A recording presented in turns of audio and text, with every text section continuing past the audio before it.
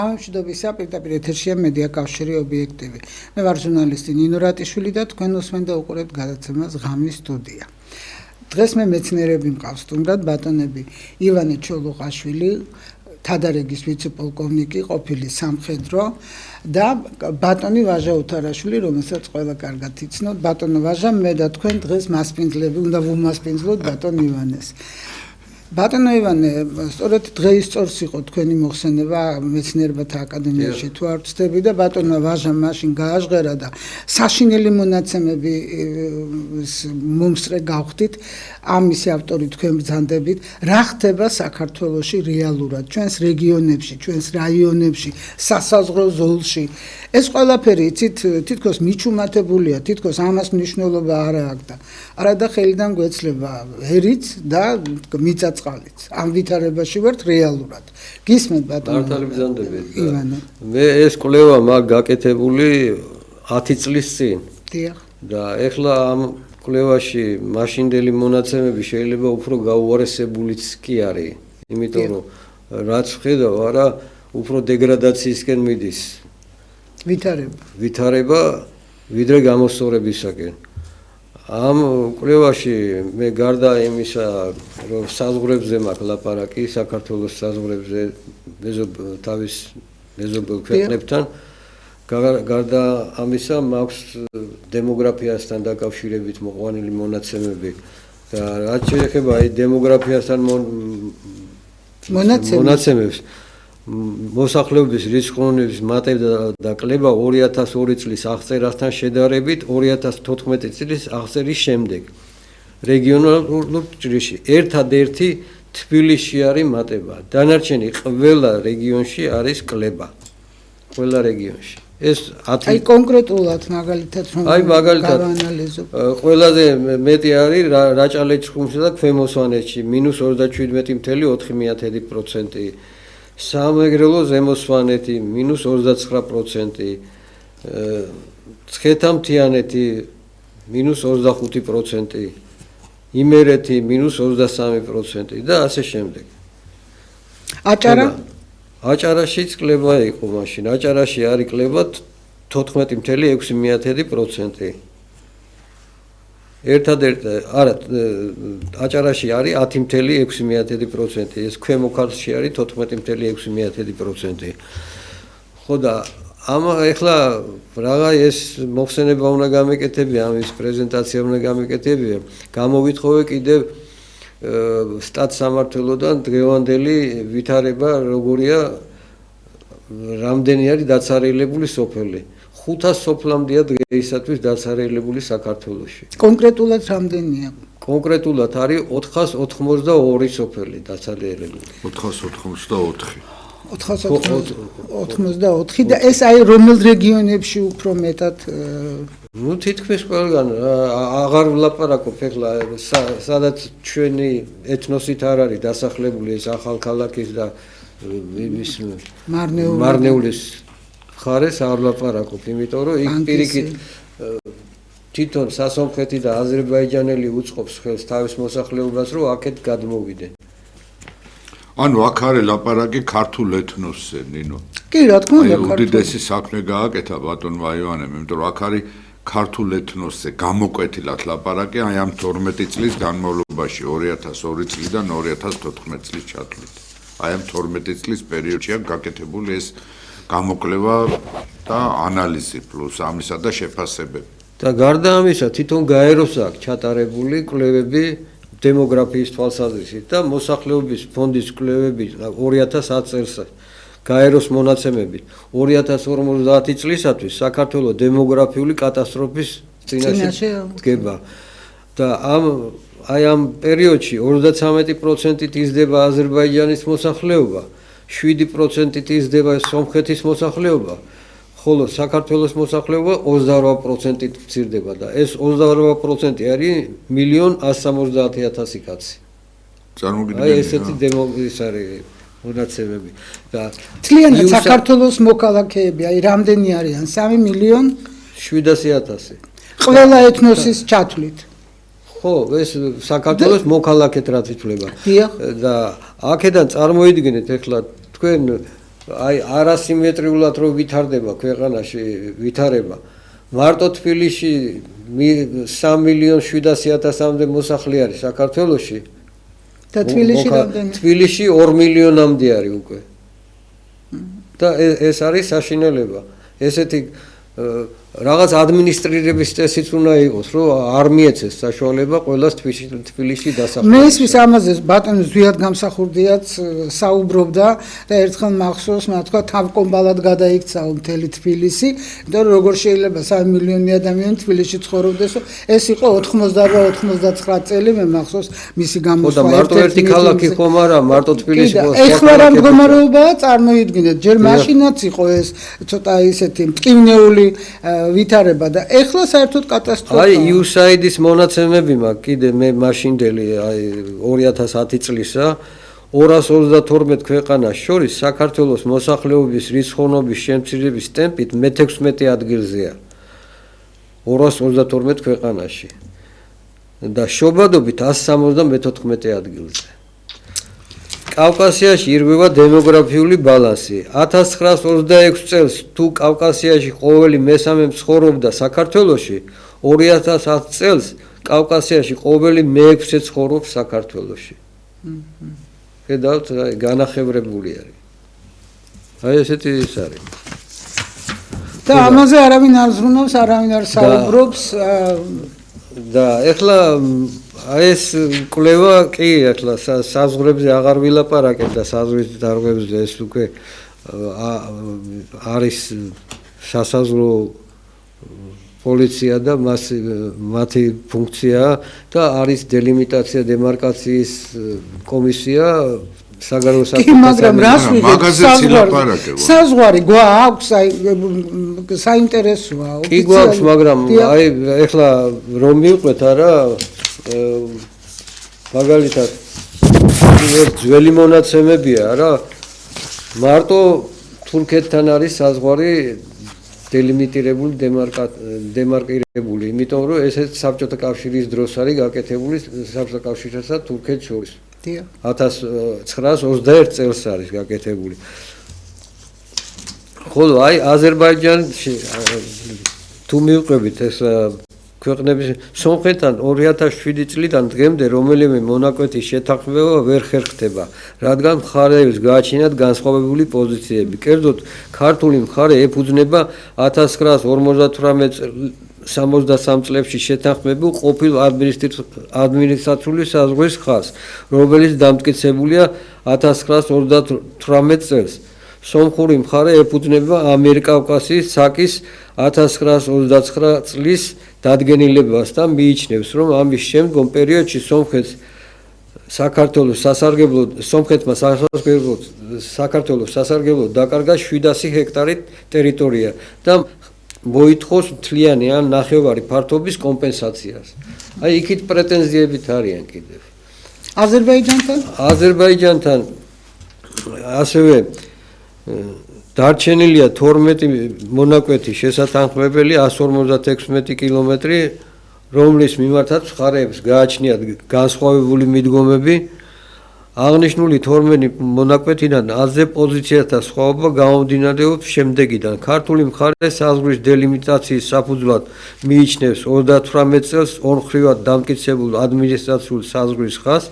ქართული მხარის პოზიციას ამყარებს ისიც, რომ აღნიშნული სამართლებრივი მიდგომა შეთანხმებულია სადელიმიტაციო კომისიების მიერ 96 წლის 13 ივნისს. აზერბაიჯანი მხარე უგულვებელყოს კომისიების მიერ შეთანხმებულ ამას სამართლებრივ მიდგომას და ცდილობს განსხვავებული მასალის გამოყენებას. იგი ძირითადად ეფუძნება საბჭოთა კავშირის ბოლო პერიოდის გამოცემის რუკებს, რომლებზეც საზღვარი მოცემულია განსხვავებულად, ვიდრე ორმხრივად იყო დამტკიცებული 1938 წელს. ბატონო ივანე, მე რა მაინტერესებს, როცა ესეთი სერიოზული პრობლემა არსებობს, ხო და პრობლემაა ნამდვილად, რბილად რომ ვთქვათ, არ არის ვალდებული ქართული მხარე, რომ ბოლოს და ბოლოს გაარკვიოს თავისი საზღვარი იგივე სომხეთთან, იგივე აზერბაიჯანთან. როგორ მაგაზე მიდის კიდეს მუშაობა, მაგრამ ვერ თანხმდებიან. ეს მე 10 წლის წინანდელ ამბებს გეუბნებით და ეხლა რა მდგომარეობა ამჟამად ვერ გეტყვით. და მე ამ საკითხების გამოსასწორებლად აი ესეთ ბოლოში მაქვს რეკომენდაციები მოცემული უკვე და აი ამ დაცარელებული სოფლების და საზღვრისპირა სოფლების დასასახლებლად და დემოგრაფიის გამოსასწორებლად აი ესეთ რაღაცას თავაზობ სახელმწიფოს რომ პატიმრები რომლებიც მცირე დანაშაულის ან ეკონომიკური დანაშაულის გამო ზიან ციხეებში და ისედაც სახელმწიფოს სარჩენი არიან ამ ციხეში ჯდომა შეეცვალოთ მიმაგრებით ამ დაცარელი ეს ოჯახურ ძალადობაზე ტყუილა როგორ ჩაყრილი ამდენი 1000 რა და წარმოიდგინეთ ახლა რომ ხო ერჩივნება ახლა თავის ოჯახთან ერთად იყოს იმ სოფელში და რაღაცა საქმე აკეთოს რა ან საქონელს მომწყებს ან მიწას დაამუშავებს და იმას კონტროლის დაჭირდება. ამიტომ სამუშაო ადგილები შეიქმნება, მაკონტროლებელი ხალხი იქნება კიდე. აი, წარმოიდგინეთ, რომ ყველა ფაქტორი რაღაც დადებით შედეგს გაძლევს. დემოგრაფიის თვალსაზრისით შეიძლება კიდე რომ მოათავებს კიდე თავის ამ პატიმრობის ვადას არც წავიდეს თავის სახში და დარჩეს იქ კიდეც. იყო საქართველოში იყო ესეთი ადგილი, სადაც მიმაგრები ცხოვრობდნენ. სადგურ მეტეხში იყო ასეთი მიმაგრების ადგილი და რა იყო აი საბჭოთა კავშირის დროს მახსოვს იყო. სოფელ მეტეხის სადგური მეტეხია, სადაც იყო ესე იგი ჩასახლება და ესენი მუშაობდნენ მეტეხის აგურის ქარხანაში. თავისი ოჯახები და ამით იყვნენ. პროდუქციას ქმნიდნენ. ზოგიერთი დარჩა, უпроსტად იქ დასახლება გაჩნდა იქ დარჩენილების მხრიდან. და პროდუქციას ქმნიდნენ. რომ ციხეში ჯდომასთან იმას ჯობია, რომ მით უმეტეს ესეთი დანაშაული, რომელიც რაღაც თითიდან გამოწვეული ოჯახური ძალადობა და ესენი რამდენი ადამიანი ისაქნეს, ხო, დაანგრიეს ფაქტიურად ოჯახები, მაგითი ისინი ჯობია, რომ ესეთი მასში იყვნენ რა. გარდა მაგისა, სამხედრო იზორია იყო მაშინ, თუ არ ვცდები, თავდაცვის მინისტრი წერილი მივწერეთ კიდეც, რომ აი ზბორებზე რო ეძახიან ხოლმე რეზერვისტებს ან არის კიდე ალტერნატიული სამსახურის ხალხი აი პაციფისტები რო არიან რომ მე იარაღს არ ავიღებ ხელში და ისინიც სამშობლოს წინაშე რაღაც ვალდებულებას უნდა ეხდინენ და ამ ალტერნატიული სამსახურის ხალხის დროებით გაშვებაც შეიძლება და რო იმუშაონ სადღაც და ან გეჩმა რომ მოიგონა გასაბერი ეკლესიები და ეპისკოპოსის წოდოები რო ჩამოურიგა ჯოჯოლივით რა. ხო და ხო შეიძლება ქვეყნის შეთავაზებები არის და შეიძლება რომ სასარგებლოდ გამოიყენო ეს ხალხი. თქვენ ხმა მე ვიცი რომ თქვენ პარლამენტშიც მუშაობდით ერთი პერიოდი სწორედ უსაფრთხოების კომიტეტში ხო თუ არ ვცდები თავდაცვის და უსიშროების კომიტეტში და თუ იყო ამაზე მსჯელობა თუ არის ეს წინადადებები მაგალითად ხელისუფლებისადმი წარდგენილი იცით რას ვისთვისაც კი ეს გამიცნე ეს შევიკვლევა ნუ ყველა ეს კარგია და ამაზე საქმე და მორჩა და პრაქტიკულად არა რეალობაში არაფერი არ განხორციელდება. თუმცა იგივე გლეხობას ხა სოფლები რო იცლება და ტიტულდება მთელი საქართველოს შეშლდება ეს იმის ბრალიც არის რომ არანაირი мотиваცია არ აქვს ამ ადამიანებს რომ დარჩნენ და რაღაც გააკეთონ და თავის შეინახონ. აი მაგაზედაც მაქვს. აი ეს არის ძალიან მნიშვნელოვანი სახელმწიფო ვალდებულია იყოს мотиваტორი ხო ამ ადამიანების მიმართ რომ გააკეთონ ამ ადამიანმა იშრომო და დაუფასდეთ და უნაზღაურდეთ ეს შრომა. მაშინ ეს შესაძლებელია სამხრივად ამის გაკეთება რთულია. აი ესეც ეხლა მე სოფლის მეურნეობის განვითარების საკითხებზედაც მუშაობ და აი ესეთი შეთავაზება გვაქვს სახელმწიფოსადმი რომ რეგიონების ესე იგი შესაძლებლობები იქნეს შესწავლილი და რეგიონალური მასშტაბით თქვა ერთ რეგიონზე კი არა, თქვა რამდენიმე რეგიონზე რომ თანაბრად იყოს დაცილებული, შეიქმნას ხორცისა და რძის მრეწველობის მრეწველობაზე სახელმწიფო მოარი თქვა. ხორცისა და რძის დამამუშავებელი, ხილისა და ბოსტნეულის დამამუშავებელი, თევზის მოშენების და იცით რა ამისი უფლება მიცემული აქვს მდიდარ ადამიანებს და გლეხი უნდა იყოს რაღაც ყმაგლეხივით და არა იმისtom რომ იშრომოს და რა მინდა გითხრა ესე იგი მე შემთხვევით არ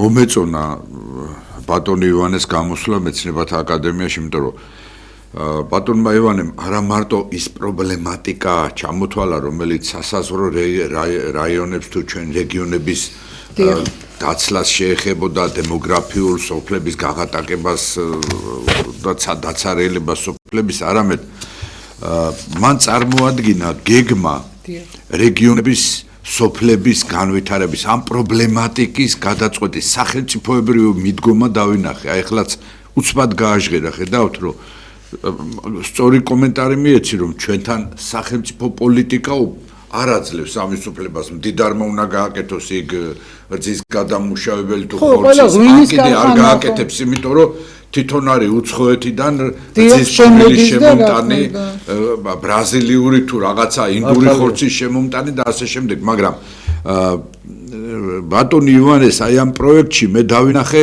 მამულიშვილური მომენტები, როგორ შეიძლება ქართული სოფელი, ქართული რეგიონი აღორძინდეს შესაბამისად, ეხლა იქ სხვადასხვა სფეროები დაასახელა, იქ თევზჭერა დაასახელა, იქ მესაქონლეობა, ხილბოსტნეული, ეს ყველაფერი განხილული აქვს. ისაუბრეთ თქვენ, იმიტომ რომ მე მსგავსია ესეთი, არო მარტო პრობლემატიკა არა, აი პოლიტიკოსები რო ჩამოთვლიან პრობლემა, გადაჭრის ძალიან მეცნიერული და ზუსტი გზები შემოგთავაზა. და აი ეს ინდუსტრიები რო განვითარდეს, არა, უკვე მოთხოვნილება გაიგრძდება პროდუქციაზე და გლეხი და მშრომელი დაფიქრდება, რომ რა მინდა ქალაქში როცა ესე იგი იქ არის და სამუშაო ადგილები იქ შეიქმნება რეგიონებში. რა თქმა უნდა. არაკეთებს ეს სახელმწიფო. გარდა მაგისა, აი კონფლიქტურ რეგიონებში აი ერგნეთის ბაზრობა შეიძლება მაგალითად მოვიყვანო და ეს იყო ვებერთელა სისულელე და დანაშაული ქვეყნის წინაშე ამ ბაზრის მოშიშვა. და მე ამის შეთავაზებას მაქვს, რომ კონფლიქტურ რეგიონებთან შეიქმნას ესე იგი ბაზრები, სადაც ორივე მხრიდან აი პატარა თავისუფალი ეკონომიური ზონა იყო ერგნეთის ბაზრობა. ეგ იქნება ესე იქიდანაც აქედანაც შემოვა და დაღლზე ფულს არ გადაექცის დაღლით და ივაჭრებს და პლუს სახალხო დიპლომატია, როგორც ეძახიან და დაახლოება ხალხისა, არა კონფლიქტი იქნება, არამედ ხალხის დაახლოება იყო ერგნეთის ბაზრობა. ცხინვალში შევსულვარ იმ პერიოდში და მაპატიეთ ხაბისგინები მიჭამია და აქეთ იყო თქვათ ქართული ლარის გადამხურდავებელი პუნქტი იქით დოლარისა, იქით რუსული ვალუტის და ხალხი იგივე ყიდულობდა მაკარონს, ბრინს, ზოგს პირიქით აქედან ჩაქონდა მანდარინი, ვაშლი და ასე შემდეგ. მე ერთი აღებიცება თავისუფალი. ვაპატეთ ბატონო. დიზელის საწვავი და ყველაფერი აი ისეთი მაგალითი ვიცი მე, რომ ორი ერთმანეთთან ნაუმარი პიროვნება, ერთი ოსი და მეორე ქართველი, ქართველს საწვავი შემოქონდა იქიდან და ამ მთელი მანქანის ერთი ცისტერნის გადასახდელი ფული არ ქონდა და იმან უთხრა წაიღე და მე მომიტანე. უკვე ისეთი ნდობა იყო ერთმანეთში. კი, არა, ეს აფხაზეთსაც ეხება, რა თქმა უნდა, მაგრამ რა უნდა ელაპარაკო, როცა აფხაზეთის უნივერსიტეტს ხა მოგეხსენებათ, ხო, რა უკვე დიდი მისია ჰქონდა სოხუმის უნივერსიტეტს, დიდი მისია და ესეც არავინ არ მოინდომა, იმიტომ რომ მათთვის ეს საუნივერსიტეტო დიპლომატიაც კი არსებობს, ბატონო ვაჟა, თურმე და ესეც წყალში ჩაიყარა. ანუ არავინ არ ფიქრობს იმაზე, რა არის აუცილებელი საქართველოსთვის და მე გუშინ თუ დღეს აღარ მახსოვს კობახიძეს უსმინე პრემიერ-მინისტრს, რომელმაც თქვა, რომ აი როგორ შეიძლება ამდენი სოციალურად დაუცველი იყოს საქართველოში, როცა ჩვენთან სიღარიბე ზღვარი ნულამდე არის დასული. ესე იგი მას ჯერა, რომ საქართველოში სიღარიბე ნულამდე არის დასული. და ეკონომიკური აღმავლობა მოკლედ ერთი ამბავია და მარადიული მაისია და მე ისიც მაინტერესებს ეხლა რო ვატყდა ერთი ამბავი ამ თურმე შეძლებული ოჯახები რო არიან სოციალურად დაუცველები ვინ გააკეთა ეს პასუხი რატო არ მოსთხოვეს მათ ხო ვიღაცა მიანიჭა ამ შეძლებულ ოჯახებს ეს სოციალური დაუცველობა და რამდენი ვიცი მე სოციალურად დაუცველია ხარ რამდენი წელია ვლაპარაკობ ვის არ მიმართე პედაგოგი ინვალიდი ლია ბუგიანიძე პენსიონერი, რომელსაც ტელევიზორი თუა გასართობად, ესე რომ მივიდნენ და ნახეს, რომ ტელევიზორი ქონდა და გასხმარობდა, არ მისცეს სოციალური დახმარება.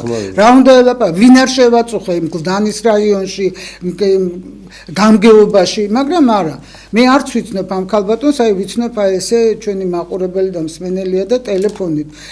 რამდენი წელია ამაზე, ესე იგი ვიბრძვი და არაფერი გამომდის და თუ შეძლებული ოჯახები ყავთ სოციალურ დაუცველებად გაფორმებული კი, მაგრამ ვინ გააფორმა, ვინ მიანიჭა ამ ადამიანებს ეს სოციალური დაუცველობა? იმათ პასუხს რატომ არ სწორ და კობახიძეს როგორ გავაგებინოთ, რომ საქართველოს ღარიბი ქვეყანაა და მოსახლეობის უმრავლესობა ღარიბია. როგორ აუხსნათ ეს პრემიერ-მინისტრს? ხო, აი ქუჩაში ვერ გაევლი, რომ ერთი 100 მეტრში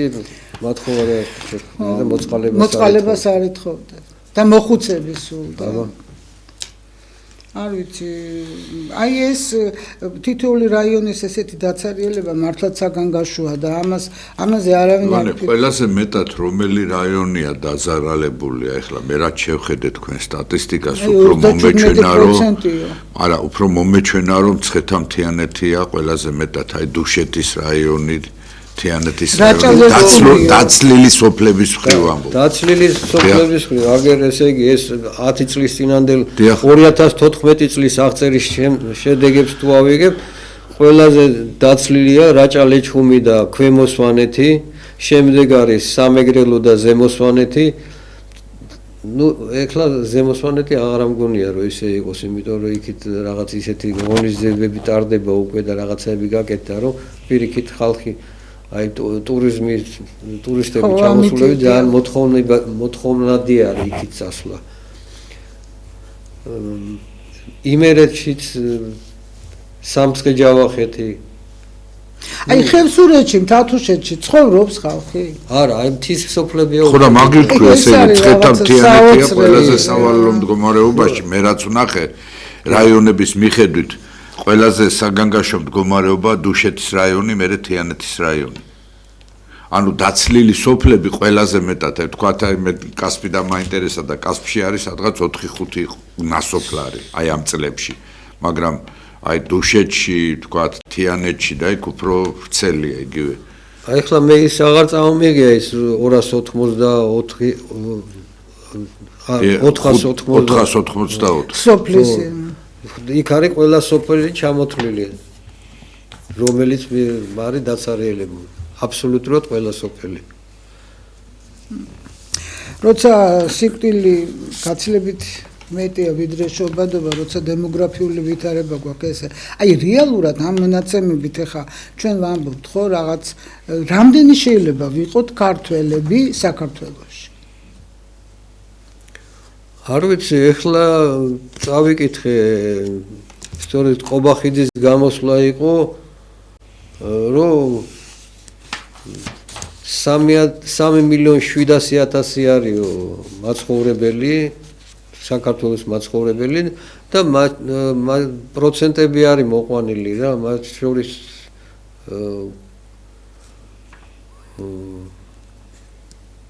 ქართველები გონი 67 თუ 70% არის და დანარჩენი არის უკვე სხვადასხვა 30% მარტო. და მაგრამ რამდენად დასაჯერებელია ეს არ ვიცი. ხო ისე როგორც თურმე სიღარიბე ნულზე არის დასული. ხო ეხლა მე მოვდივარ ქართველთა გაერთიანების ღია სტუდიიდან, სადაც ბატონმა პაატა აბულაძემ ძალიან საგანგაშო ინფორმაცია გაავრცელა სწორედ პრემიერ-მინისტრის განცხადებასთან დაკავშირებით, რომ პრემიერმა განაცხადა, რომ აი ახალი არაბული ქალაქი რო შენდება, იქო რაღაც რიცხვი დაასახელა, რომ ამდენი ბინა გაიყიდაო და აქედან 157 ბინა საქართველოს მოქალაქე მიყიდაო. საქართველოს მოქალაქე, ქართველმა არა, საქართველოს მოქალაქე მოასებძანა ბატონმა პაატა აბულაძემ და გამოიკვლია ამ 157 საქართველოს მოქალაქის ეთნიკური შემადგენლობა და აღმოჩნდა, რომ 157-დან მხოლოდ 3-ია ქართველი. ესე იგი იმათ ანუ მოქალაქეობას 144 კი ბატონო საქართველოს მოქალაქეები არიან, მაგრამ ქართველები არ არიან. ეს ძალიან საგანგაშო ინფორმაციაა. არა, ფასთან დაკავშირებითაც რაღაცა ესეთი გაურკვეველი. აი, მაგასთან დაკავშირებით მე იუსტიციის სახში ამ 3 თუ 4 თვის წინ მოვითხოვე ამ ბოლო 3 წელიწადში რამდენ ადამიანზეა გაცემული საქართველოს მოქალაქეობის უფლება. დიახ. ჯერ მომწეს 10 დღე იუსტიციის სახში. მივედი 10 დღის მერე არ არისო ჯერ მზადო ამას უკვლევა ჭირდა. მერე 1 თვის ადამიანს მომწეს 1 თვის მერეც მოვედი. ეხლა აი 4 თვე არის გასული და ეს მონაცემები კიდე ვერ მივიღე. წარმოიდგინე. ვერ მიიღეთ არ მიიღეთ ბატონო ივანე არ შეგნებულად არ მაძლევდა.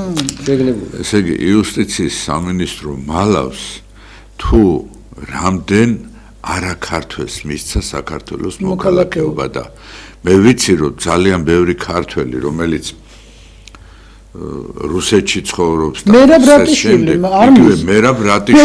თქვენი ბიძაშვილი ცნობილი მწერალი მე მახსოვს როგორ ხო პოლიტპატიმარი როგორ აქებდა ცხონებული ბატონი ჭაბუ ამირეჯიბი მერაბის მეგობრები ნაწარმოებებს მე თვითონ მომსწრე ვარ და გვილაპარაკე ამის თაობაზე და მერაბ რატიშვილს არ აძლევენ საქართველოს მოქალაქეობას ჩემი ცოლის დედაშვილს ვაჟა პატარიცეს არ მისცეს კაცი ესე იგი მოსკოვში დაამთავრა სამედიცინო ინსტიტუტი მერე მუშაობდა იქ თელიაც და დედა მამა მთავარი ექიმები და ისინი იყვნენ აქ კაცო მთელი დამსახურებული ხალხი და საქართველოს მოქალაქეობა არ მისცეს ვაჟა პატარიცეს წარმოგიდგენია მე რა მაინტერესებს რომ ამ არაბებს 4 დღეში როგორ აძლევენ ამ საქართველოს მოქალაქეობას ან რა გამოსტებს გადიან ესე იგი ფული არის რა ამაში მე საგანგაშო რა არის იცით აფხაზეთიდან დევნილებს რომლებიც რუსეთში ცხოვრობენ იმათაც არ აძლევენ იმიტომ რომ რამოდენიმე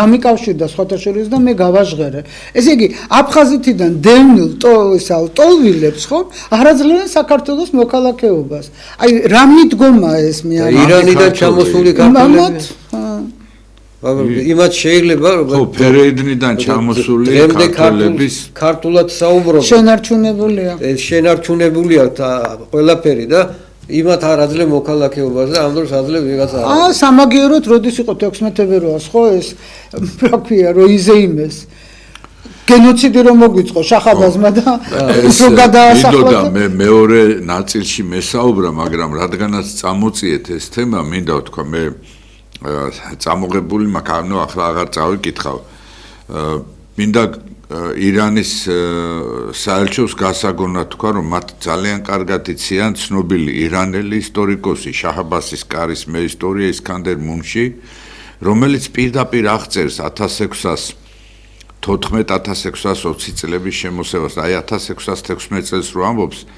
ისკანდერ მუნში სიტყვით უწერია რომელსაც ასევე იმეორებს შაჰ ჰუსეინ მალიქ სისტანი ასევე ირანელი იმდროინდელი ისტორიკოსი შაჰის კარის მეისტორია რომელიც თან ახლავს ირანულ ჯარს ეს ორივე თან ახლავს ირანულ ჯარს საქართველოში შემოსევების დროს კახეთის საოხრების სურათებს როგორ აგვიწერენ როგორ ვაშკაცურად იბრძვის ქართული მოსახლეობა იმ სიღნაღებში და როგორ თითოეული ოჯახიც კი პატარა ბავშვებიც კი როგორ ომობენ და როგორ ხოცავენ ირანელები ქართველებს ბავშვებს მოხუცებს ქალებს როგორ აყრიან როგორ ხერბორკილებით და გადაბმულები მიყავთ მერე ფერეიდანში მაზანდარაში ფარასაბადში და სამარცხვინოა რომ ირანის ელჩი შეურაცხყოფას აყენებს დიდ ქართველებს ეს იყო უდიდესი ტრაგედია პირიქით ჩვენ ხელისუფლებას კი არ უნდა ეზეიმა ისე როგორც სომხებმა მოითხოვეს თურქებისგან გენოციდის აღიარება და პირიქით საქართველოს რო ყავდეს ჭეშმარიტად ქართული ხელისუფლება და ქრისტიანული სარწმუნოებისა მათ უნდა მოეთხოვათ ირანისთვის 1614-1620 წლებში იმ შემოსევების დროს უდიდესი გენოციდი მაშინ 400,000 კაცი გადაასახლეს მაშინ ირანში, ფარასაბადში, ფერეიდანში, მაზანდარანში და სხვა ოლქებში. ეს იყო შეგნებული გენოციდი და ეს ყველაფერი აღწერილია ისკანდერ მუნშის ცნობების საქართველოს შესახებ, რომელიც გამოცემული 1972 წელს და შესანიშნავი თარგმანია ვლადიმერ ფუთურიც. უფრო მეც გეტყვით. ეს გამოცემა ფრანგულ ენაზეც არსებობს, უფრო სრულყოფილი, მე და ეკა კვანტალიანმა მოვიძიეთ ეს გამოცემა, რომელიც აი ირანის ელჩის საყურადღებოდ ვამბობ ახლა ამ განცხადებას. იარ შათერი, თქვენი ცნობილი აკადემიკოსი, დიდებული ადამიანი, ისტორიის მკვლევარი ირანის და საერთოდ ცეფიანთა ირანის და ზოგადად ირანისა. რომლის რედაქტორობით არის ეს კაცი სამწუხაროდ დაიღუპა, ჩვენ გქონდა ურთიერთობა, დაიღუპა იმაში, რა ქვია, მის ნაწერებთან ურთიერთობა გქონდა, დაიღუპა კორონას დროს, შეერთებულ შტატებში ლექციის საკითხავად იყო და იქიდან ვეღარ ჩამოვიდა ცოცხალი, გარდაიცვალა. მაგრამ არის ფრანგულ ენაზე სრული გამოცემა, კიდევ უფრო დეტალურად აღწერილი, როგორი გენოციდია ქართველი ერისა 1614-1620 წლებში. ამიტომაც ეს არის ერის დაცინვა და ჩვენ ხელისუფლების ცარიელი თავების საყურადღებოდ მინდა ვთქვა, რომ იქ თუ თქვენ საქართველოს ისტორია არიცით, ვიღაცა მაინც წაიყვანეთ, ჩემზე არ არის ლაპარაკი და მასე ვიღაცა მაინც ყავდეთ ნორმალური მრჩეველი, როცა მიდიხართ ირანის ელჩოში, რომ ზოგადად მაინც აგიხსნათ ისტორიის ის პერიპეტიები, რა ურთიერთობა ჰქონდა საქართველოს ირანს მე-17 საუკუნეში. რა შეც საქმე და ანძად შეღებეს მე ირანის დროშის ფერებში. ჩვენი ხო გაანათეს. ეს არის ჩვენი ხელისუფლების სირცხვილი, როგორ უნდა გაუბედოს ელჩმა. დიახ.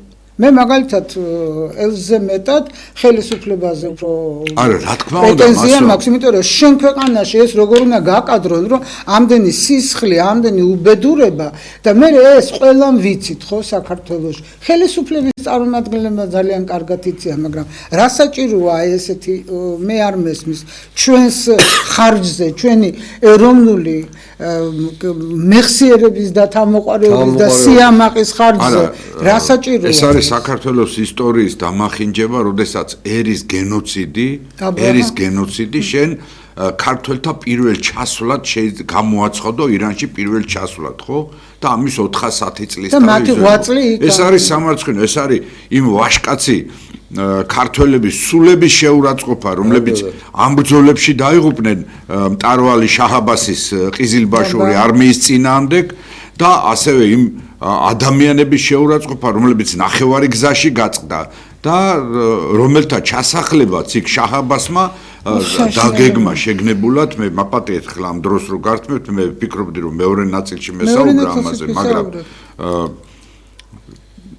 ეს ჩასახლება მაშინ რა ქვია ფერეიდანში, ფარასაბადში, მაზანდარაში ისპაჰანიდან წამოსულმა შაჰმა ჯერ კიდე 1613 წელს დაიწყო, როდესაც ჩავიდა წინასწარ ზაფხულის თვეში და გააფრთხილა იქ მყოფი დღევანდელი ტერმინებით რო თქვა, გამგებლები და გუბერნატორები, რომ აქ დიდი დასახლებები უნდა ჩამოეყვანა და დამცავი რო იტყვიან დღევანდელი ტერმინებით შლაგბაუმები და კოშკები და ისინი გააკეთეს და ამ მხრიდან დაეცვა ოზბეკთა ტომების შემოსევისგან თავისი ირანული იმპერია და გაამზადა იქ ჩასასახლებლად. ანუ ეს იყო გეგმაზომიერი გაჟლეტვა და აყრა თავისი მამაპაპეური მიწაწყლიდან გმირი კახელებისა, რომლებიც ცრემლით, ვაებით და სისხლით გადაასახლეს იქ და ჩვენ რა გვაქვს საზეიმო პირიქით.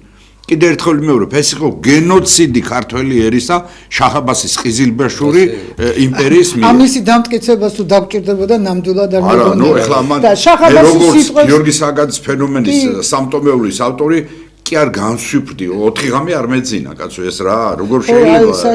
და იცით რა, შაჰ-აბასის სიტყვებს შეგახსენებთ, ქართველს თუ მეერევი, ისევ ქართველის ხელითო და იგივე ხდება სამწუხაროდ, ეს არ იცვლება. ეხლა ის მარტო მე-17 საუკუნის ირანელი ისტორიკოსები ისკანდერ მუნშ და შაჰ ჰუსეინ მალიქ-სისტანი კი არ წერს, ამას წერს აგერ მე-20 საუკუნის მათი ირანის ელჩმა ძალიან კარგად ის ნასროლა ფალსაფი. შაჰ-აბასის ცხოვრება. აღარ ვამბობ ჰამერზე და ალენზე შაჰ-აბასის ცხოვრებას და მოღვაწეობაზე გამოცემულ წიგნებზე, რომელიც არის როგორც ინგლისურ ენაზე, ისე სხვა ენებზე გამოცემული მრავალათასიანი ტირაჟები. ზუსტად არის აღწერილი ის გენოციდი, რაც მოუწყეს ქართველ ერს და ჩვენ სამარცხვინოა, რომ ქართველთა ჩასვლა, ვითომ ეხლა დორ განმოდიდა ცეკვაცეკვით წავიდა კახეთიდან მოსახლეობა, ხო? ნუ ესეა ყოველთვის ჩვენ სამარცხვინოა ეს საკუთარი ხელით ყველაფერი, გამარცხებს ქართლს, ქართველი ამარცხებს, ნათქვამია სამწუხაროდ. ეხლა აი გამოსავალი ბატონო ივანე, არის ეს მონაცემები, ხომ? რა შეიძლება რომ გაკეთდეს? აი როგორ შეიძლება ვაიძულოთ ხელისუფლება, რომ აი ამ ძალიან სერიოზულ პრობლემატიკაზე გაამახვილოს თავისი ყურადღება? ეხლა აი მე აქედან გამომდინარე, რაც აქ შეთავაზებები მაქვს რეკომენდაციებში, ბატონ ელიზბას ველაპარაკე, იქ ეროვნული პრობლემები, დიახ.